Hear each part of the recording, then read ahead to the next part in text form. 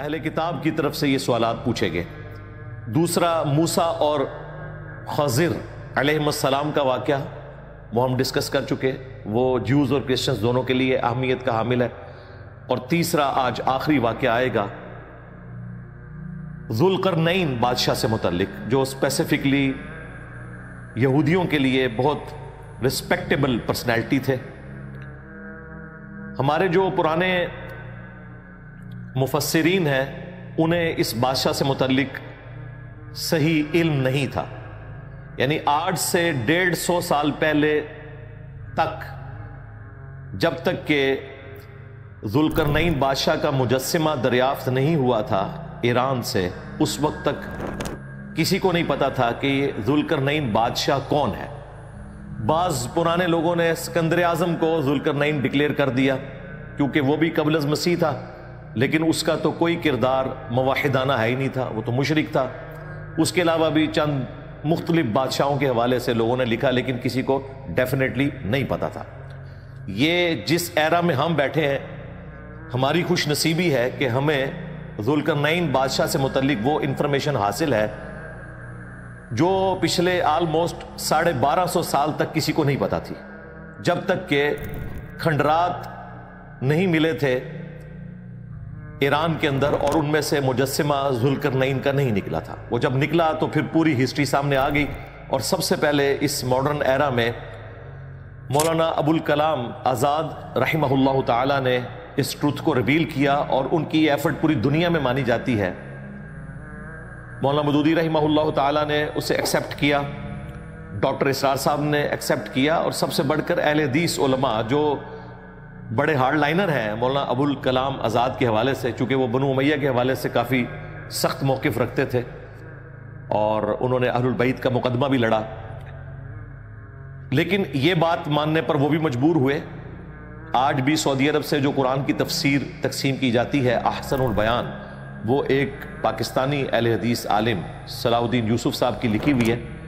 انہوں نے بھی اس کی تفسیر میں لکھا کہ یہ کریڈٹ ابوالکلام آزاد کو جاتا ہے کہ انہوں نے وہ بندہ ڈھونڈ لیا ذوالقرنین اصل میں کون تھا، کیونکہ قرآن میں تو اس کا کریکٹر آیا ہے موحدانہ، اسکندر اعظم تو وہ ہو نہیں سکتا۔ جب وہ مجسمہ نکلا تو اس مجسمے میں ایک ٹوپی تھی جس کے اوپر 2 بڑے سینگ بنے ہوئے تھے، تو پھر ان کو پتا چلا کہ یہ پرشین امپائر کا جو بانی ہے سائرس، کنگ سائرس، کیخورس عربی زبان میں، اور ذوالقرنین جو قرآن میں ذکر ہوا، یہ وہ بادشاہ ہے جس نے پرشین امپائر کی بنیاد رکھی نبی صلی اللہ علیہ وآلہ وسلم کی دنیا میں تشریف آوری سے 1000 سال پہلے آلموسٹ۔ یہ الگ بات ہے کہ پھر اس کے بعد وہاں پر قبضہ ہو گیا، یعنی اسی لیگیسی کو آگے لے کے چلے آتش پرست لوگ۔ اس لیے جب نبی علیہ السلام دنیا میں آئے تو اس وقت حکومت تھی آتش پرستوں کی، 2 ہی سپر پاورز تھیں، رومن امپائر تھی جس پہ حکومت تھی کرسچنز کی، اور وہ بھی نبی علیہ السلام کی پیدائش سے آلموسٹ سمجھ لیں 150 سال پہلے حکومت ہوئی تھی، ورنہ وہ بھی بت پرست تھے۔ 337 عیسوی میں کانسٹنٹائن بادشاہ تھا جس نے مرنے سے پہلے کرسچینٹی قبول کر لی، اور اس کے بیٹے کانسٹنٹائن 2 نے پھر قسطنطنیہ شہر بھی بنایا اور کرسچینٹی کو پوری رومن امپائر میں نافذ کر دیا، کیونکہ اس زمانے میں بادشاہ کا دین جو ہے وہ رعایا کا دین ہوتا تھا۔ اور پھر یہ ایک ٹسل شروع ہوگی، ایک طرف خدا کے ماننے والے تھے یعنی رومن امپائر، اور دوسری طرف آگ کی پوجا کرنے والے پرشین امپائر۔ لیکن پرشین امپائر کا سٹارٹ جو ہے وہ ایک مسلم بادشاہ کے ذریعے ہوا تھا، جس نے اپنے جوانی کے عرصے میں کسی وقت کے پیغمبر کی صحبت کی ہوئی تھی، اور پھر اللہ تعالیٰ نے اسے فتوحات دی۔ اس کی سلطنت مشرق سے لے کر مغرب تک پھیلی ہوئی تھی، اسی وجہ سے وہ اپنے سر پر ایسی ٹوپی پہنتے تھے جس پہ 2 سینگ مینڈے کے لگے ہوئے تھے، جو 2 امپائرز کا سمبل تھے کہ مشرق سے لے کر مغرب تک۔ مشرق میں بلوچستان تک ان کی حکومت تھی، اور مغرب میں میڈیٹرینین سی جسے آپ بحر روم کہتے ہیں، وہاں تک ان کی حکومت تھی، اور شمال میں ان کی حکومت کوکاف تک تھی۔ اتنی بڑی ان کی امپائر تھی۔ اور اس کے سمبل کے طور پر وہ 2 قرن والی ٹوپی پہنتے تھے. قرن کہتے ہیں سینگ کو, اسی کی وجہ سے ذوالقرنین 2 سینگوں والا. یہ ان کا ایک آنری نیم تھا. بیسیکلی یہ سائرس شاہ یا کیخورس بادشاہ ہیں جنہوں نے پرشین امپائر کی بنیاد رکھی نبی الاسلام کی دنیا میں تشریف آوری سے آلموسٹ 1000 سال پہلے. تو یہ وہ بادشاہ ہے جس کی وجہ سے یہودیوں کو ایک نفع ملا. اور وہ نفع کیسے ملا؟ اسی لیے ان کے ہاں اس کی بڑی عزت تھی کہ جب پہلا زوال آیا, جو سورہ بنی اسرائیل کے سٹارٹ میں ہم نے ڈسکس کیا تھا کہ 2 عروج اور 2 زوال بنی اسرائیل پر آئے. پہلا زوال جب آیا تو نیبوکیڈ نظر, نمرود جو بادشاہ تھا, وہ بیبیلونیا میں یعنی بابل جو شہر تھا وہاں عراق میں 1,33,000 یہودیوں کو غلام بنا کر لے گیا تھا, اور 1,33,000 یہودیوں کو اس نے یروشلم میں ایک دن میں شہید کر دیا. ظاہر ہے اس وقت تو مسلمان ہی تھے, ہم شہید ہی ان کو کہیں گے, وہ کافر تو نہیں تھے. 1,33,000 یہودیوں کو قید میں رکھا اور آلموسٹ ان کی یہ قید 125 سال تک چلی. اسی دوران ان میں انبیاء بھی پیدا ہوتے رہے, لیکن یہ غلامی کا دور تھا. اور پھر سیدنا عزیر علیہ السلام جن کو اللہ تعالیٰ نے 100 سال کے لیے سلا دیا تھا اسی دوران, ان کی دعوت توبہ کی برکت سے اللہ تعالیٰ نے ان کی فریاد سنی, اور ذوالقرنین بادشاہ نے جو اس وقت صرف ایران کا حاکم تھا, عراق پر حملہ کیا اور نیبوکڈ نظر کو قتل کر دیا. اور دشمن کا دشمن دوست ہوتا ہے. اسی نیبوکڈ نظر نے یہودیوں کو قید میں رکھا ہوا تھا, جس طرح کی غلامی بنی اسرائیل کاٹ رہے تھے فرعون کے انڈر, ان سے کام لیے جاتے تھے. اس نے ان کو آزاد کیا کہ ٹھیک ہے دوبارہ بیت المقدس چلے جاؤ اور اپنا ہیکل سلیمانی دوبارہ سے تعمیر کرو.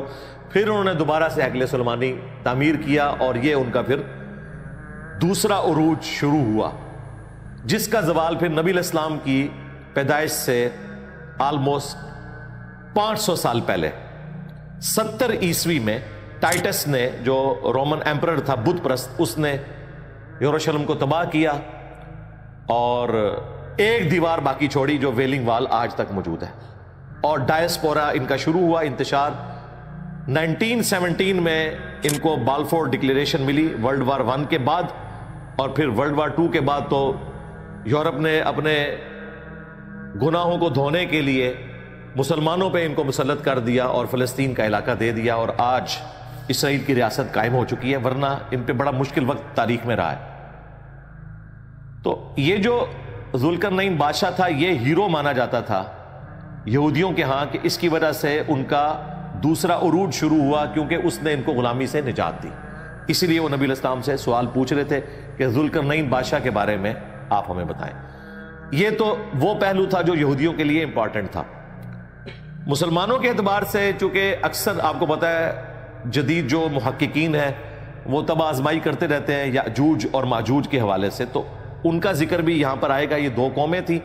حضرت نوح علیہ السلام کے 3 بیٹے تھے, چوتھا تو کافر تھا, وہ تو مارا گیا. 3 جو مسلمان تھے, حام, سام اور یافث. حام کی اولاد جو ہے وہ یہ آپ کو افریقن جو نظر آتے ہیں. سام کی اولاد یہ جو وسط ایشیا کے لوگ ہیں, عرب کے لوگ ہیں, ہم بھی اس میں شامل ہیں, یعنی جو ابراہیمی ہیں. حضرت ابراہیم علیہ السلام بھی سام کی اولاد سے تھے, نبی الاسلام بھی اور یہودی بھی. اسی لیے سیمیٹک کہا جاتا ہے. یہودیوں کے خلاف کوئی بھی مہم چلے کہتے ہیں جی اینٹی سیمیٹک ہے, حالانکہ سیمیٹک ہم بھی ہیں, ہم بھی اولاد ہیں ماننے کے اعتبار سے بھی اور ویسے بھی. اور یافث جو ہے ان کی اولاد ہیں یہ چائنیز اور پلس گورے لوگ اور رشینز. یہ 3 بیٹوں سے آگے نسل چلی. یافث جو ہے اس کی اولاد میں 2 قبائل ہیں, یاجوج اور ماجوج, گوگ مگوگس ان کو انگلش میں کہا جاتا ہے. اور ان کے حوالے سے مختلف جو آج کل کے جدید مفکرین ہیں انہوں نے کہا کہ یہ جو چائنیز ہیں یہ وہ قومیں ہیں, کیونکہ یہ بھی اسی یافث کی اولاد میں سے ہیں, اور دوسرے یہ گورے بھی. تو دیکھیں یاجوج ماجوج کھل چکے ہیں. پہلے برٹش امپائر نے دنیا پہ حکومت کی, اب چائنا جو ہے وہ لیڈنگ اکانومی بننے جا رہا ہے. اس قسم کی تعویلات کرتے ہیں. ظاہر ہے یہ ان کی اپنی ایک سوچ ہے، میں بھی اس طریقے سے ہو، لیکن قرآن و سنت میں جو ہمیں بتایا گیا اس میں یہ فٹ ان بیٹھتا نہیں ہے، کیونکہ صحیح مسلم کے اندر جو تفصیلاً حدیث موجود ہے یاجوج ماجوج کے حوالے سے، ایک تو وہ حدیث ہے مشہور صحیح مسلم کی کہ قیامت کی 10 نشانی ہیں، ان میں سے ایک عیسیٰ ابن مریم کا دنیا میں آنا ہے، اور اس کے بعد یاجوج اور ماجوج 2 قوموں کا کھلنا ہے، اور دوسری جو مسلم شریف کی تفصیلاً حدیث ہے جس میں عیسیٰ ابن مریم دجال کا قتل کریں گے، اس کے بعد یاجوج اور ماجوج کھول دیے جائیں گے اور وہ پوری زمین پر پھیل جائیں گے اور کوئی جگہ نہیں چھوڑیں گے، جہاں سے گزریں گے پانی پی جائیں گے، کھیتیاں برباد کر دیں گے، حتیٰ کہ مسلمانوں کو ان کے فتنے سے بچانا مشکل ہوگا۔ عیسیٰ ابن مریم کو اللہ تعالیٰ وحی کے ذریعے بتائیں گے کہ آپ مسلمانوں کو لے کر کوہ طور پر چلے جائیں، وہ وہاں پر لے کے چلے جائیں گے، یہ باقی دنیا میں تباہی مچائیں گے، اور پھر عیسیٰ ابن مریم دعا کریں گے، اس دعا کی برکت سے اللہ تعالیٰ ان کی گردنوں میں کوئی کیڑے پیدا فرمائے گا، کوئی وائرس ہوگا، وہ مارے جائیں گے۔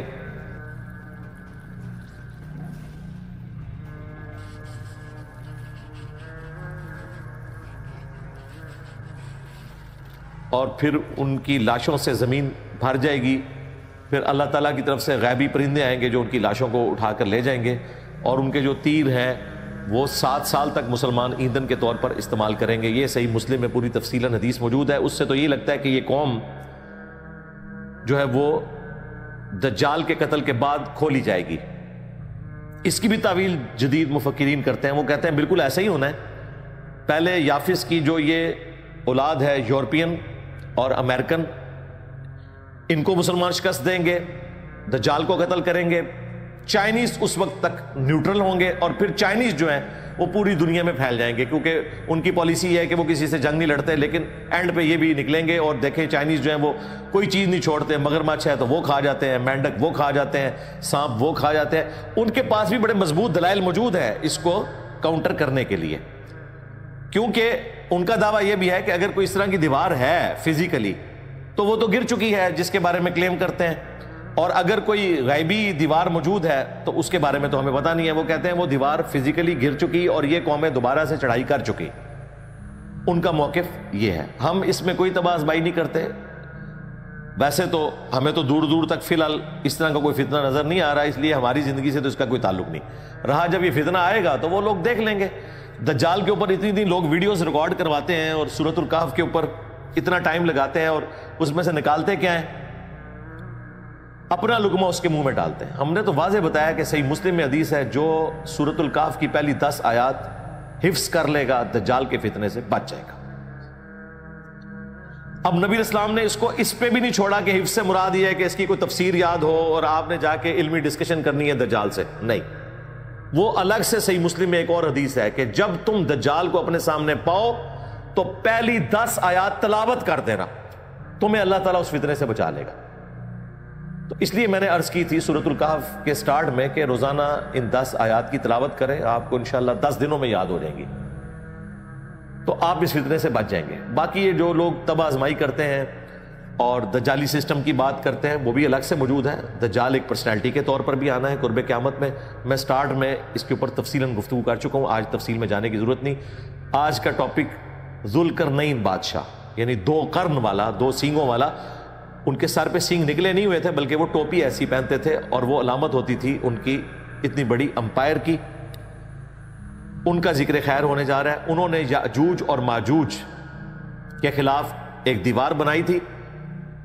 اگر وہ دیوار وہی ہے جو کہ آج کل ہمیں آثار قدیمہ کے لوگ بتاتے ہیں تو اس کے کچھ کھنڈرات موجود ہیں۔ آلموسٹ وہ 50 میل لمبی تھی اور 10 فٹ چوڑی دیوار تھی اور تقریباً 30 فٹ تک وہ اونچی دیوار تھی۔ 2 طرف کوکاف کے پہاڑ تھے اور درمیان میں ایک تنگ گھاٹی تھی جس سے یاجوج اور ماجوج حملہ آور ہوتے تھے۔ اس گھاٹی کو بند کر دیا گیا اور اب وہ قید ہیں۔ بخاری مسلم میں حدیث ہے، نبی علیہ السلام ایک دن گھبرا کر اٹھے اور آپ نے کہا کہ مجھے اللہ تعالیٰ نے دکھایا کہ ایک اتنا سا سوراخ ہو گیا ہے اس دیوار میں۔ اور ایک اور کمزور روایت ہے جامع ترمذی میں، اس کو ملا کے ایک رزلٹ نکل سکتا ہے کہ نبی علیہ السلام نے کہا کہ صبح سے شام تک وہ اس دیوار کو چاٹتے رہتے ہیں یہاں تک کہ بالکل وہ باریک ہو جاتی ہے، تو وہ کہتے ہیں کہ ہم کل دوبارہ سے اسے چاٹیں گے اور توڑ دیں گے، لیکن وہ انشاءاللہ نہیں کہتے تو اگلے دن وہ دیوار اتنی ہی ہو جاتی ہے۔ یہ روایت اگرچہ کمزور ہے لیکن فٹ ان بیٹھتی ہے بخاری مسلم کی اس حدیث میں۔ جس دن وہ یہ کہیں گے نا انشاءاللہ، تو پھر وہ دیوار توڑنے پر قادر ہو جائیں گے اور پھر پوری زمین پر پھیل جائیں گے۔ سورۃ الانبیاء میں بھی یاجوج اور ماجوج کا ذکر آگے چل کر آئے گا۔ اس میں اللہ تبارک و تعالیٰ نے کہا ہے کہ تم دیکھو گے کہ ہر پہاڑی سے وہ سلپ ہوتے ہوئے آ رہے ہوں گے کثرت کی تعداد میں، اور وہ بھی قرب قیامت کا ذکر ہے۔ صحیح مسلم میں بھی قرب قیامت کا ذکر ہے، اور اس میں تفصیل بھی ہے کہ عیسیٰ ابن مریم کے دجال کو قتل کرنے کے بعد یاجوج اور ماجوج نے آنا ہے۔ لہذا جو لوگ یہ تعویل کر رہے ہیں نا کہ وہ پھیل چکے ہیں، تو اس اعتبار سے ان کی تعویل کمزور ہے، لیکن اس کا جواب یہ دیتے ہیں کہ کچھ پھیل چکے ہیں اور کچھ جو دوسری اولاد ہے وہ بعد میں آئے گی چائنیز کی شکل میں، واللہ عالم۔ میں نے آپ کو دونوں طرف کی رائے بتا دی ہے۔ اب اللہ کا نام لے کر ہم شروع کرتے ہیں آیت نمبر 83 سے۔ اعوذ باللہ من الشیطان الرجیم، بسم اللہ الرحمن الرحیم۔ وَيَسْأَلُونَكَ عَنْ ذِي الْقَرْنَيْنِ، اور تم سے سوال پوچھتے ہیں ذو القرنین کے بارے میں، یعنی وہ ہستی جو سر پہ ایسی ٹوپی پہنتے تھے کہ جس پر 2 سینگ تھے۔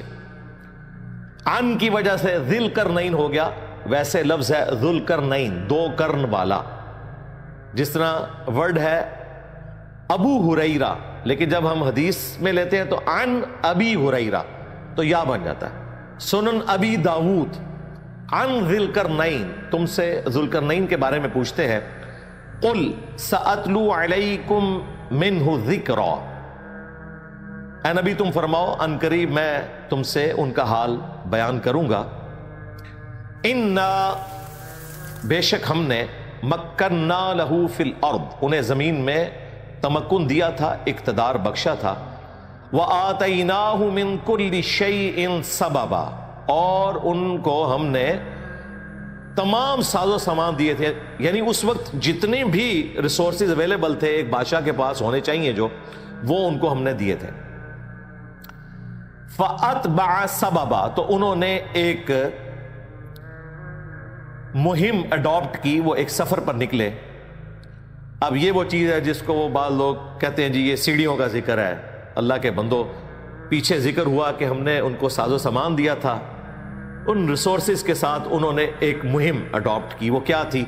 حَتَّى إِذَا بَلَغَ مَغْرِبَ الشَّمْسِ، یہاں تک کہ وہ سورج کے غروب ہونے کی جگہ پر جب پہنچے، میڈیٹرینین سی کے کنارے۔ اس وقت تک دنیا کو یہی پتا تھا، یہ تو آج سے تقریباً 400 سال پہلے کولمبس نے دریافت کیا نا امریکہ، ورنہ تو پہلے دنیا اتنی تھی لوگوں کے علم میں، میڈیٹرینین سی آخری کونا ہوتا تھا۔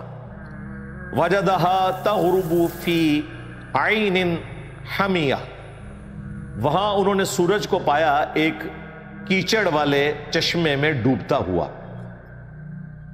یعنی یہ ان کی آبزرویشن تھی، یہ نہیں کہ وہ چشمے میں ڈوب رہا تھا۔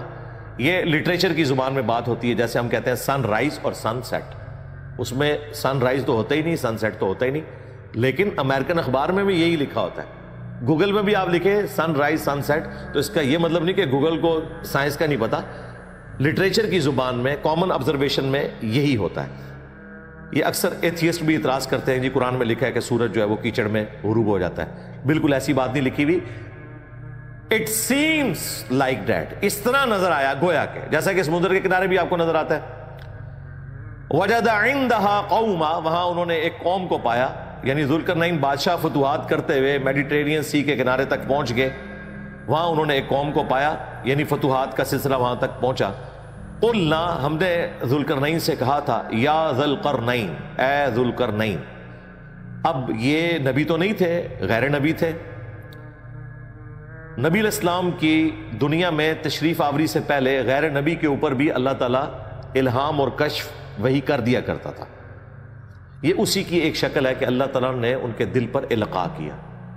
اب یہ دروازہ قیامت تک کے لیے بند ہو چکا ہے۔ تو ہم نے ذوالقرنین سے کہا، اما ان تعذب و اما ان تتخذ فیہم حسنا، کہ تم چاہو تو انہیں سزا دو اور چاہو تو ان کے ساتھ حسن سلوک کرو۔ یہ ہم نے اختیار دے دیا کہ یہ تمہاری رعایا ہے.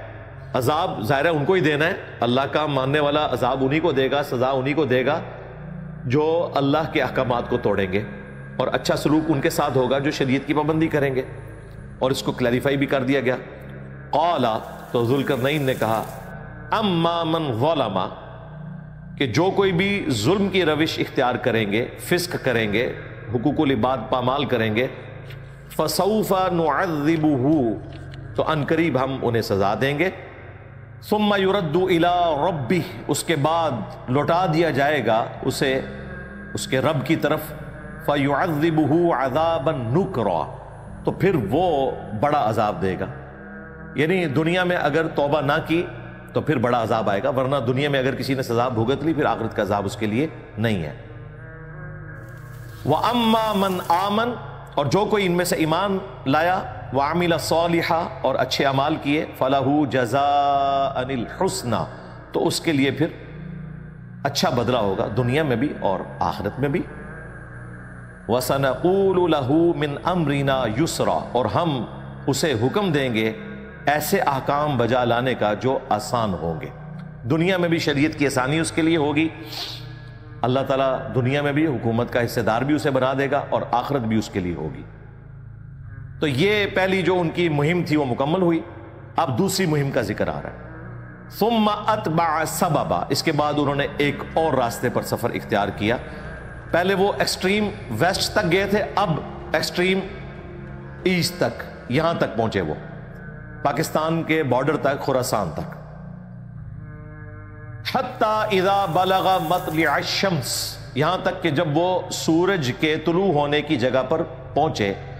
وجدها تطلع على قوم لم نجعل لهم من دونها سترا، تو وہ جب اس جگہ پر پہنچے جہاں سے سورج نکل رہا تھا تو انہوں نے وہاں ایسی قوم کو پایا کہ ان کے اور سورج کے درمیان کوئی ستر باقی نہیں تھا، کوئی پردہ نہیں تھا. یعنی یہ بلوچستان، یہ پورا ایریا اگر آپ دیکھ لیں یہ پورا ریگستانی ایریا ہے، 3 ملکوں میں پھیلا ہوا، افغانستان، پاکستان اور ایران میں.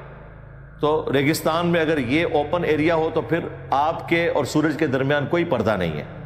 وہاں انہوں نے ایسی قوم کو پایا. این ممکن ہے ان کے پاس صرف وہی قبائلی جس طریقے سے جھونپڑیاں لگا کے رہتے ہیں اور ان کو سورج کی تپش کا سامنا کرنا پڑتا ہے، اس حالت میں انہوں نے پایا. کذالک، اور اسی طرح وقد احطنا بما لدیہ خبرا، اور ہم نے ہر اس چیز کا احاطہ کیا ہوا تھا جو اس کے پاس تھی، ہم نے اپنے علم سے اس کا احاطہ کیا ہوا تھا. یعنی ذوالقرنین کو جو کچھ ملا وہ اللہ تعالیٰ کے علم میں تھا، جتنی اس کو یہ کوالٹیز ملی. ثم اتبع سببا، اب یہ تیسرا سفر انہوں نے اختیار کیا. پہلے ایکسٹریم ویسٹ کی طرف یعنی مغرب کی طرف، پھر ایکسٹریم ایسٹ کی طرف جہاں تک وہ جا سکتے تھے، اور اس کے بعد اب شمال کی طرف، کوکاف کی طرف. تیسرا سفر انہوں نے اختیار کیا.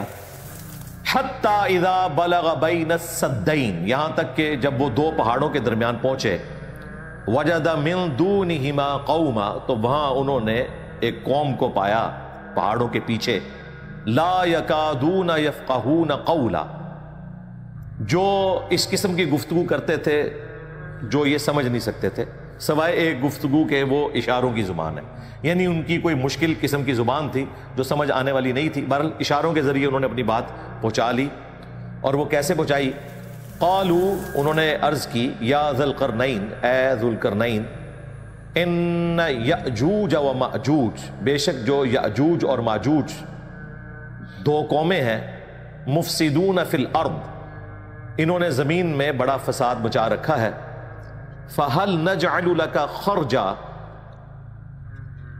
تو کیا ہم آپ کے لیے ایک خراج مقرر کر دیں، آپ کو ایک ایسا ٹیکس دیں، اور اس کے بدلے میں علی ان تجعل بیننا و بینہم سدا، کہ آپ ان کے اور ہمارے درمیان ایک دیوار کھڑی کر دیں تاکہ وہ یہ لوٹ بازاری والا معاملہ ختم ہو جائے.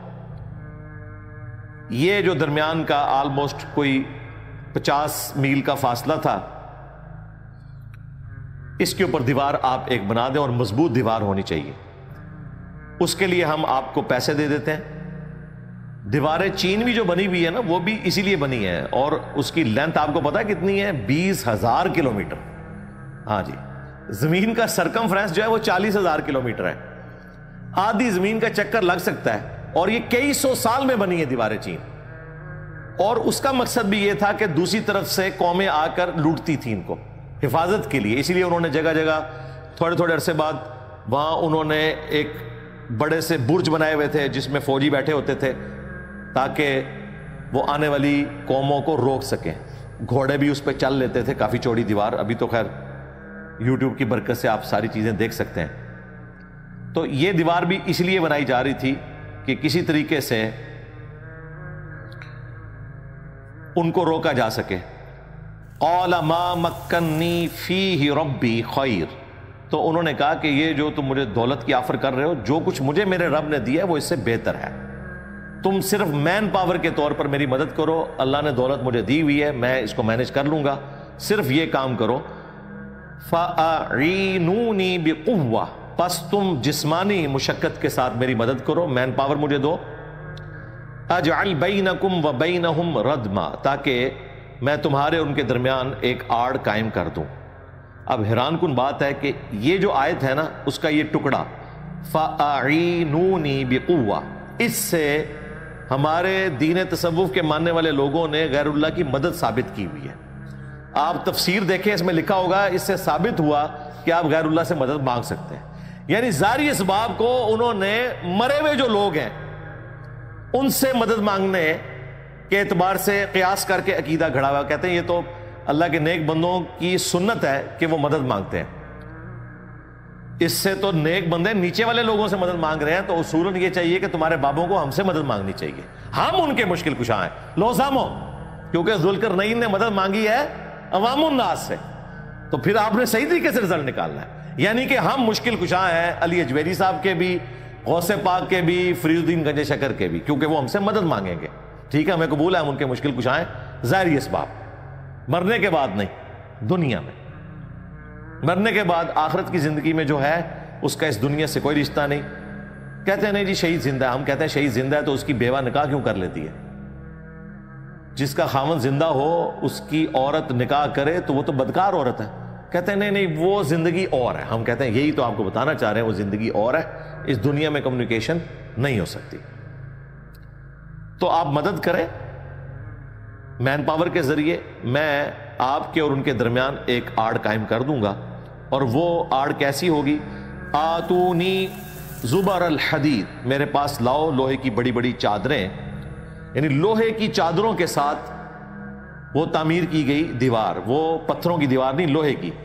حتی اذا ساوا, یہاں تک کہ جب انہوں نے وہ سارے کا سارا فاصلہ ہموار کر لیا, یعنی دو سمجھ لیں انہوں نے دیواریں کھڑی کی لوہے کی جن کے درمیان تھوڑا سا فاصلہ رکھا تاکہ اس میں بعد میں تانبا پگھلا کر ڈالا جائے اور اس کا ایک بانڈ بن جائے. وہ جتنے جوائنٹس ہیں, جس طرح سیمنٹ کے ذریعے آپ اینٹوں کو جوڑتے ہیں تو لوہے کو جوڑنے کے لیے ظاہر سیمنٹ تو استعمال نہیں ہوگا, پگھلا ہوا تانبا استعمال ہوگا. یہاں تک کہ وہ جب خلا دو پہاڑوں کے درمیان فل ہو گیا, بین الصدفین قال انفخوا, تو انہوں نے کہا اب اس کو گرمائش دو, یعنی آگ جلاؤ اس کے نیچے.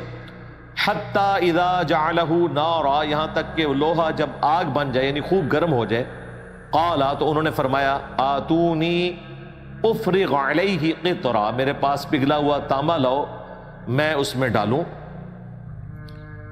فما استطاعوا ان یظہروا, سو جب یہ دیوار تیار ہوگی تو یاجوج اور ماجوج بڑی کوشش کرنے کے باوجود اسے سر نہ کر سکے. یہ 30 فٹ اونچی تھی, اور ظاہر ہے کہ جب لوہے کی دیوار ہے اس میں آپ نقب بھی نہیں لگا سکتے, اس طریقے سے آپ اس کے اوپر چڑھ بھی نہیں سکتے اس زمانے میں. آج کل تو کوئی مشکل نہیں ہے. وَمَا اسْتَطَاعُوا لَهُ نَقْبًا, اور نہ وہ اس میں کوئی سوراخ کر سکے. تو پھر اس پر دیکھیں اللہ کے نیک بندوں کی روش کیا ہوتی ہے. حضرت سلیمان علیہ السلام کا درباری جب وہ تخت بلقیس لے آیا تھا تو حضرت سلیمان علیہ السلام نے کہا تھا ھذا من فضل ربی, یہ میرے رب کا فضل ہے. یعنی انہوں نے کسی بابے کی طرف اسے منسوب نہیں کیا, بلکہ اللہ کی طرف منسوب کیا۔ یہاں پر بھی دیکھیں ذوالقرنین بادشاہ نے کہا قال ھذا رحمت من ربی، ذوالقرنین نے کہا یہ میرے رب کی رحمت ہے کہ اس نے مجھے یہ توفیق بخشی ہے کہ میں نے یہ دیوار قائم کی۔ فَإِذَا جَاءَ وَعْدُ رَبِّي جَعَلَهُ دَكَّا، اور جب پھر وعدہ آئے گا میرے رب کا تو وہ اس دیوار کو خود ہی ٹکڑے ٹکڑے کر دے گا، ریزہ ریزہ کر دے گا۔ اور وہ میں شروع میں عرض کر چکا، قرب قیامت میں عیسیٰ ابن مریم جب آئیں گے دجال کو قتل کریں گے، اس کے بعد یاجوج اور ماجوج کا فتنہ عام ہوگا۔ وَكَانَ وَعْدُ رَبِّي حَقًّا، اور بے شک میرے رب کا وعدہ سچا ہے۔ یہ یاجوج اور ماجوج کا ذکر یہاں پر آیا، اور اس کے بعد آئے گا سورۃ الانبیاء میں، اور وہاں پر ذکر ہے کہ تم قرب قیامت میں دیکھو گے کہ پہاڑوں سے وہ کثیر تعداد میں پھسلتے ہوئے آ رہے ہوں گے۔ ظاہر ہے وہ اتنی زیادہ تعداد میں ہوں گے، بلکہ بخاری مسلم میں تو آتا ہے کہ